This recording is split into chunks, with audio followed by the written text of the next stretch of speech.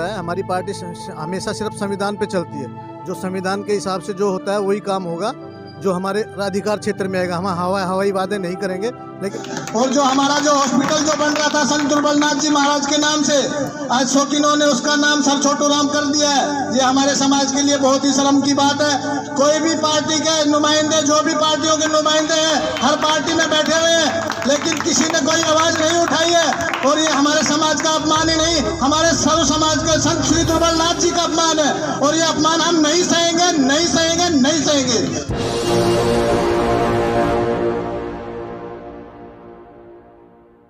झूठे वादे नहीं करूंगा कि मैं ये कर दूंगा, मैं वो कर दूंगा।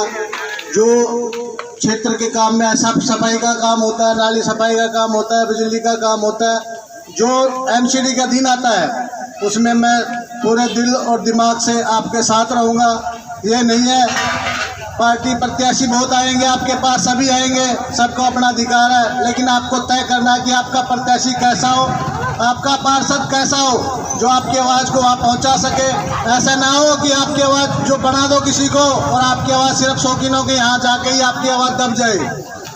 आजकल जो प्रत्याशी जो घूम रहे हैं बाजार में, बाढ़ आई हुई है, कोई पैसे में टिकट ला रहा है, कोई कैसे टिकट ला रहा है, लेकिन हमारे को बहुजन समाज पार्टी की राष्ट्रीय अध्यक्ष बहन कुमारी मायावती जी के आदेश से और उनके आशीर्वाद से, बाबा साहब भीमराव अम्बेडकर जी की बदौलत जो आज हम खड़े हैं, चुनाव लड़ सकते हैं, ये सब बाबा साहब की वजह से है। साथियों, कुछ लोगों के दिमाग में गलत फहमी है कि ये हमें कांग्रेस ने दिया है। साथियों, हमें कांग्रेस ने नहीं दिया है। ये हमारे को जो मिला है, जो भी कुछ मिला है, जो कुछ आज हम हैं, वो सब बाबा साहब की मेहरबानियों से है।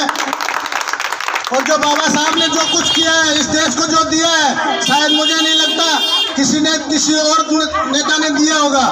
साथियों, मनु जी ने जो दिया है वो सिर्फ अपर कास्ट को दिया, लेकिन हमारा बाबा साहब जो हमारा बाप है, उसने सर्व समाज को सब कुछ दिया है और इस देश को वो दिया है जो किसी ने नहीं दिया है। मैं नहीं कहूँगा, लेकिन मेरी सबसे अनुरोध है, आपको तय करना है। प्रत्याशी सारे समाज के ही हैं, जो भी प्रत्याशी सारे समाज के ही हैं। आपको देखना है कौन आपके काम आ सकता है, कौन आपके बीच रह सकता है। आपके प्रत्याशी और भी हैं, हम आपकी आवाज़ को आगे तक ले जा सकते हैं, आपके बीच रह सकते हैं, हम आपके बीच के हैं। लेकिन जो बाकी जो आएंगे वो आपकी आवाज़ को शौकीनों के पास जाएंगे, वो अपनी हाजिरी शौकीनों तक ही लगाएंगे, उससे आगे आपकी आवाज़ नहीं जाएगी। और जो हमारा जो हॉस्पिटल जो बन रहा था संत दुर्बलनाथ जी महाराज के नाम से, आज शौकीनों ने उसका नाम सर छोटू राम कर दिया है। ये हमारे समाज के लिए बहुत ही शर्म की बात है। कोई भी पार्टी के नुमाइंदे, जो भी पार्टियों के नुमाइंदे हैं, हर पार्टी में बैठे हुए हैं, लेकिन किसी ने कोई आवाज़ नहीं उठाई है। और ये हमारे समाज का अपमान ही नहीं, हमारे सर्व समाज के संत श्री दुर्बलनाथ जी का अपमान है। और ये अपमान हम नहीं सहेंगे, नहीं सहेंगे, नहीं सहेंगे। और इतना ही कहूँगा, जय भीम, जय भारत। नमस्कार, आप देख रहे हैं NB News 24/7 नीलम बोध के साथ। और साथियों, जिस तरह से अगर मैं बात करूं, लोकतंत्र का जो एक सबसे महत्वपूर्ण पर्व कहा जाता है वो है चुनाव। क्योंकि जब जब चुनाव आता है तो कहीं ना कहीं लोकतंत्र में जिस तरह से हम देखते हैं कि बहुत ही महत्वपूर्ण भूमिका जो आम वोटर है वो निभाता है। और अभी वर्तमान में हम नांगलोई के वार्ड नंबर 45 में, जहां पर से कि शकुंतला जी को बहुजन समाज पार्टी ने प्रत्याशी के रूप में उतारा है, तो उन्हीं से थोड़ा चर्चा करना चाहूँगी, जानना चाहूँगी जिस तरह से आप पर विश्वास जताया बहुजन समाज पार्टी ने, तो क्या लगता है कि दूसरे प्रत्याशियों किस तरह से टक्कर दे पाएंगे? बहुमत देगी साथ में तो टक्कर दे पाएंगे, समाज साथ देना चाहिए। शकुंतला जी, मतलब वोटर और अगर समाज साथ देगा तो जरूर विजय होगी। जरूर विजय होगी। तो देखिए साथ देंगे तो जी, तो मैं ये भी जानना चाहूँगी जिस तरह से समाज है, क्योंकि समाज की कितनी बड़ी महत्वपूर्ण भूमिका और कितने स्तर वोट बैंक है आपका समाज का? वोट तो बहुत है, मूवी का भी बहुत है, मगर ये दूसरी पार्टियों में चले जाते हैं, साथ नहीं देते। साथ दे देंगे तो जरूर होगी। तो देखिए, कहीं ना कहीं महिलाएं जब चुनाव में उतरती हैं तो हम एक कमी बेसिक तौर पर देखते हैं कि महिलाएं इतनी सशक्त नहीं होती है, लेकिन फिर भी कहीं ना कहीं इन जैसी महिलाएं प्रयास करती हैं और राजनीति में खुलकर आने का प्रयास करते हैं। इसी कड़ी मेरे साथ में संदीप जी हैं, जो कि नांगलोई विधानसभा से विधायक का चुनाव भी लड़ चुके हैं और उन्हीं की जीवन संगनी है। संदीप जी, किस तरह की तैयारियाँ हैं? तैयारी अच्छी चल रही है और हम चुनाव जीतेंगे। हमें विश्वास ही नहीं, पूर्ण विश्वास है कि हम चुनाव जीतेंगे। आप जीतने की बात कर रहे हैं, हम देख रहे हैं कि चाहे आम आदमी पार्टी हो या कांग्रेस हो, बीजेपी हो, हर प्रत्याशी अपनी दावेदारी पूर्ण बहुमत के साथ में ठोक रहा है। और खासकर कह रहे हैं कि हमने निगम में जो काम किए हैं, जो अभी वर्तमान में जो निगम पार्षद रहे हैं, बड़े बड़े वादे कर रहे हैं, तो उन वादों के सामने आप लोग कहाँ पर ठहरते हैं? जो वादे किए हैं वो देख ले। शाम के टाइम 5 बजे अगर यहाँ जहाँ हम खड़े हैं इसी जगह आप खड़े नहीं रह पाओगे, क्योंकि इतने मच्छर हैं। वो बताने की ज़रूरत नहीं है, सबको पता है, सब अवगत है क्षेत्र में, सबको मालूम है इस चीज़ का। बहुत ज़्यादा गंदगी है, आप देख लो, कूड़े के ढेर लगे हुए हैं।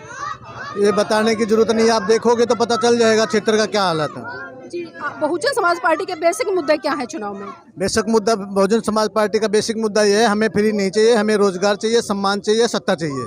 लेकिन केजरीवाल जी तो लगातार फ्री का प्रलोभन देखते हुए जिस तरह से दिल्ली में उन्होंने बिजली और पानी दिया और अब भी वो वही वादे कर रहे हैं, तो क्या लगता है कि ये मुद्दे कितने कारगर साबित होंगे जनता के लिए? मैडम, जनता समझ चुकी है, और हम जिस समाज से आते हैं वो मेहनत का समाज है। हमें फ्री की चीज़ नहीं चाहिए, हमारे बच्चों को रोजगार चाहिए, हमें साफ सफाई चाहिए, और हमें फ्री नहीं चाहिए। अगर उसको करना ही था तो आधा कर देता, कम से कम वो तो होता ना। जी संदीप जी, अक्सर हम देखते हैं जितने भी प्रत्याशी चुनाव में आते हैं अक्सर एक बात कहते हैं कि हम जीत के आते हैं तो हम बहुत बड़े स्तर पर विकास करेंगे अपने क्षेत्र का।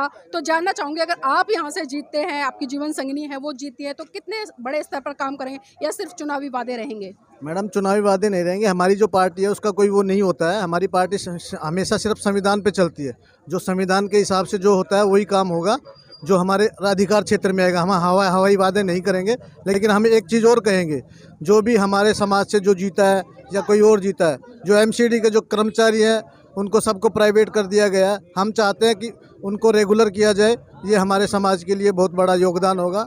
और सबसे ज़्यादा सफाई कर्मचारी जो होते हैं हमारे बहुजन समाज के ही होते हैं। उनका जो अपमान होता है, वो जो सफाई के लिए खड्डों में उतरते हैं तो उनका मौत भी हो जाती है। तो हम चाहेंगे कि कोई बढ़िया से बढ़िया मशीनें लाए जाएं जिससे नाले साफ हों और किसी आदमी को नाले की सफाई के लिए नाले में नहीं उतरना पड़े। संदीप जी, ये भी जानना चाहूँगी, जिस तरह से अरविंद केजरीवाल जी ने 2-3 मुद्दे खासकर बेसिक चुनाव में भुनाए हुए हैं, जैसे कि मोहल्ला क्लिनिक की बात करूँ या मैं एमसीडी स्कूलों की बात करूँ, या जिस तरह से सफाई अभियान को लेकर जो सफाई कर्मचारी उनकी पेंशन को लेकर बात करें, तो क्या लगता है कि कितने सही बातें होती हैं उनकी या फिर खाली चुनावी वादे होते हैं? मैडम, केजरीवाल और मोदी में कोई फ़र्क नहीं है। एक वो बड़ा आरएसएस है, ये छोटा आरएसएस है। दोनों की बातें हैं सिर्फ हवा। ये सिर्फ टीवी पे दिख रहा है। आम रोड पे आप जाओ तो पता चलेगा कि क्षेत्र की हालत क्या है। अगर टीवी पे देखोगे तो वो बहुत अच्छे हैं, लेकिन अगर आप रोड पे निकलोगे तो आपको पता चलेगा कि रोड की हालत क्या है। समाज का समर्थन कैसा मिल रहा है? समाज का समर्थन भरपूर मिल रहा है। समाज देख रहा है कि कौन समाज के बीच रहता है, कौन शौकीनों के यहाँ गुलामी करता है, सबको पता है। बाकी जो लोग हैं वो शौकीनों के यहाँ दरी बिछाने का काम करते हैं। कोई भी लोग पैसे से टिकट ला रहे हैं और हम ला रहे हैं, अपनी मेहनत से ला रहे हैं। और सबसे पहला जो टिकट बहन कुमारी मायावती जी ने हमारे को क्षेत्र में हमारे को ही मिला है। संदीप जी, ये भी जानना चाहूँगी, जिस तरह से जो जातीय समीकरण है, क्योंकि यहाँ पर अक्सर हम देखते हैं कि एक जाट बेल्ट है और एक एससी बेल्ट है, दोनों में कितना बड़ा एक तरह से तालमेल रहेगा या एक तरह से चुनौती रहेगी? मैडम, जो हमारा जो क्षेत्र है उसमें जाट बैट वोट नाक के मात्र है, लेकिन फिर भी विधानसभा का नाम जाट रखा गया है। जो भी वर्तमान में सिटिंग निगम पार्षद है, उन्होंने ऐसे कौन से काम नहीं किए कि जनता उन्हें वोट ना दे? उन्होंने कोई काम किया ही नहीं है मैडम। उनके तो छवि ऐसे गुंडे की जैसी है। उसका वीडियो वायरल हो रहा है, देख रहा है। वो कहता है कि मैं ही सीलिंग लगवाता हूँ, मैं ही सीलिंग खुलवाता हूँ, मैं देख लूँगा सबको।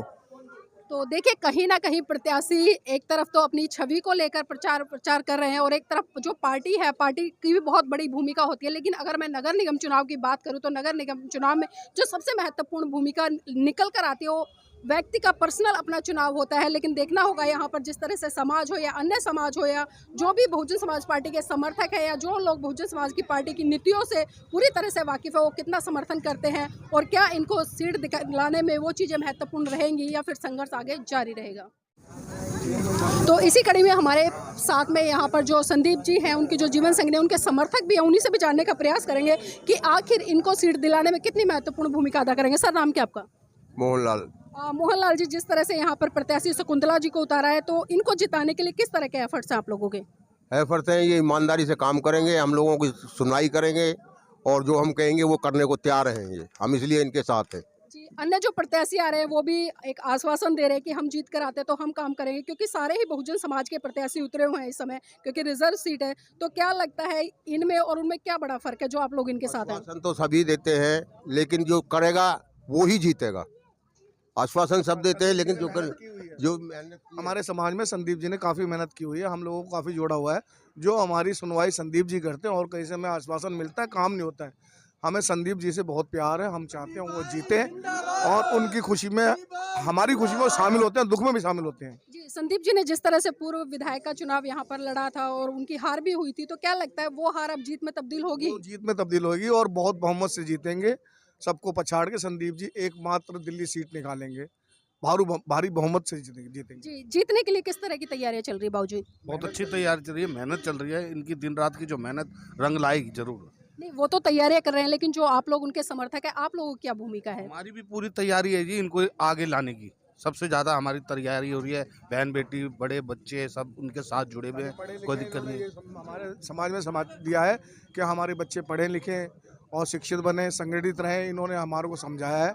तो उस हिसाब से हम चाहेंगे कि ये आएँ और हमारे समाज को जैसे अब तक संभालते आ रहे संभालें आगे।